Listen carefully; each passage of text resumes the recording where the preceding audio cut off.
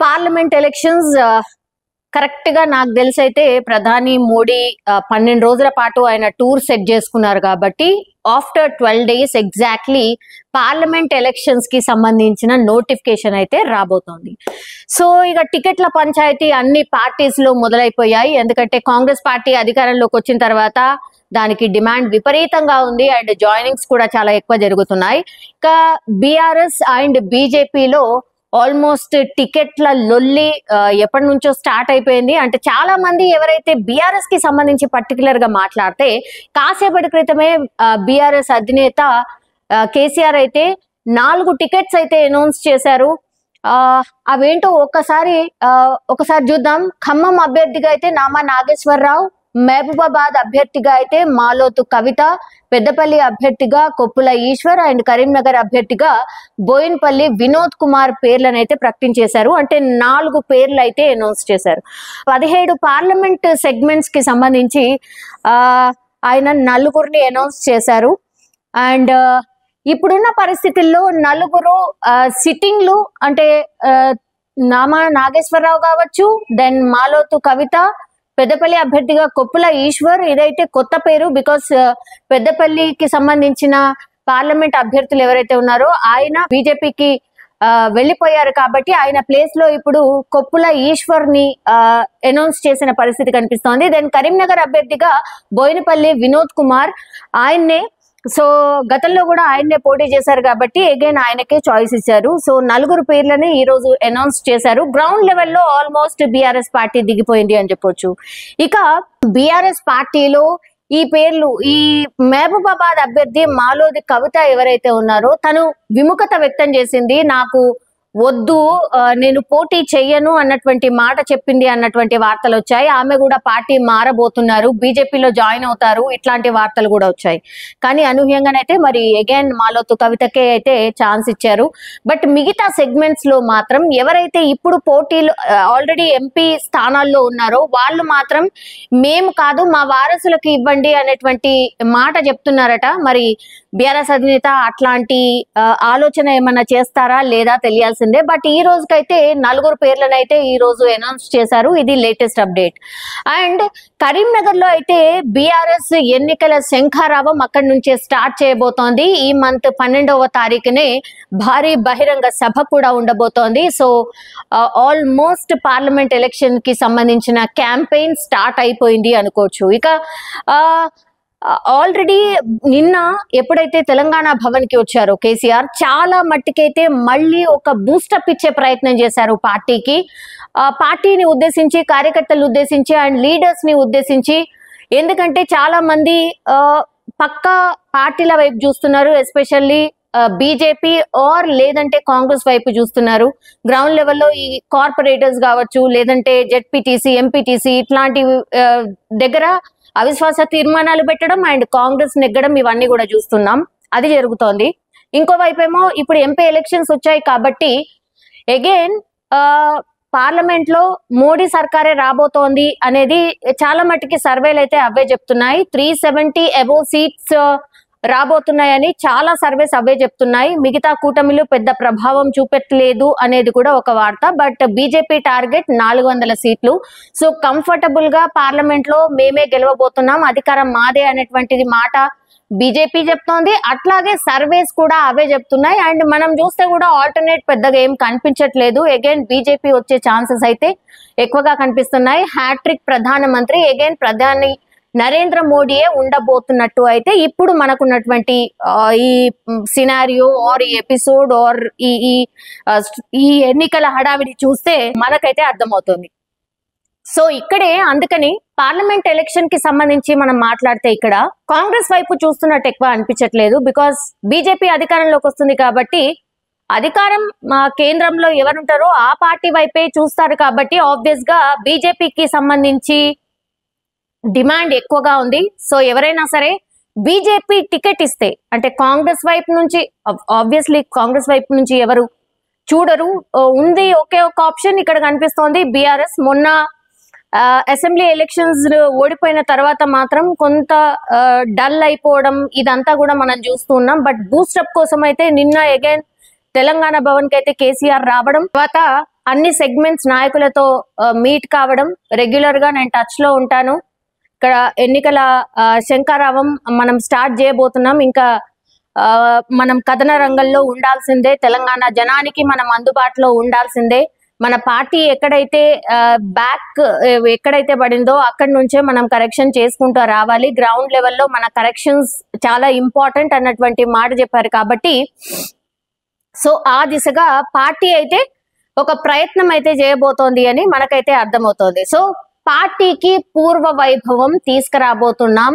Again bus యాత్రలు ఉండబోతున్నాయి, road shows ఉండబోతున్నాయి.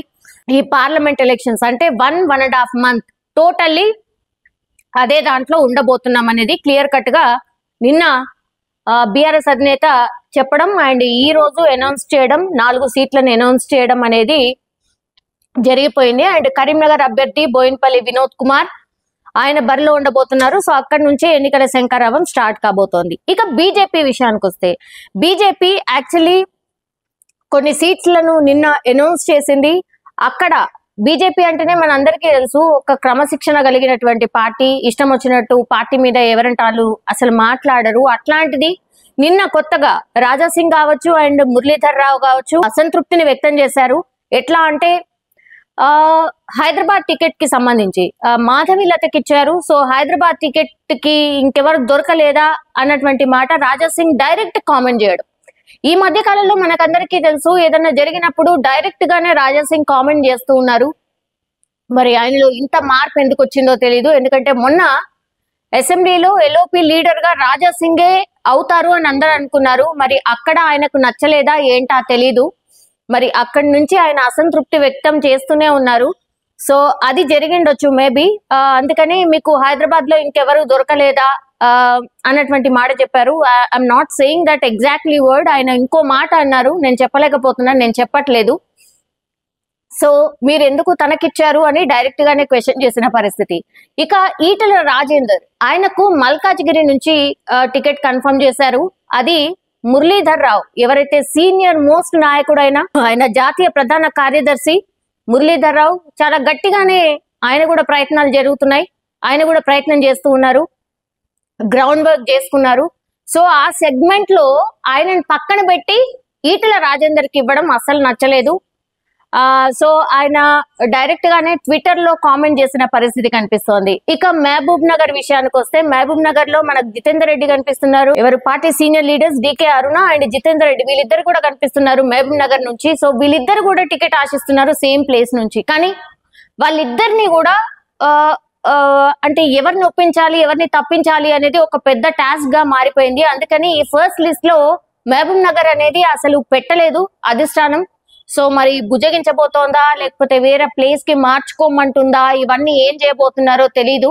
డికే అరుణ తగ్గే పరిస్థితి ఉండదు, జితేందర్ రెడ్డి కూడా తగ్గే పరిస్థితి ఉండదు. మరి వీళ్ళిద్దరికి టికెట్ ఇవ్వకపోతే మరి ఎవరు పార్టీ మారుతారా, ఉంటారా, మరి వేరే ప్రామిస్ ఇంకేమైనా చేస్తారా అనేది చూడాల్సిందే. ఇక్కడ మహబూబ్ నగర్ లో మనకు కనిపిస్తోంది అది. అండ్ టికెట్ ఇవ్వకుంటే నా దారి నేను చూసుకుంటా అని డైరెక్ట్ ఎంపీ సోయం బాపురావే అనౌన్స్ చేసిన పరిస్థితి కనిపిస్తోంది. ఈ రోజు ఆదిలాబాద్ లో మీటింగ్ లో మాత్రం ఆయన పార్టిసిపేట్ చేశారు. నరేంద్ర మోడీ మీటింగ్ అయింది, ఆయన అక్కడ ఉన్నారు. బట్ కొంతకాలంగా మాత్రం బాబురావు ఎవరైతే ఉన్నారో ఆయన మీద కొంత అసంతృప్తి అండ్ క్యాడర్ కూడా పెద్ద సాటిస్ఫై లేదు అండ్ ఈవెన్ అధిష్టానం కూడా సాటిస్ఫై లేదు అనేటువంటి వార్తలు వస్తున్న నేపథ్యంలో మరి సోయం బాపురావు ఈ పార్టీలోనే ఉంటారా లేకపోతే ఇంకో పార్టీ వైపు చూస్తారా అనేది చూడాల్సిందే. ఇట్లా జపాంగ్స్ అయితే ఒకవైపు నడుస్తోంది, టికెట్ల పంచాయతీ ఇంకో వైపు నడుస్తోంది.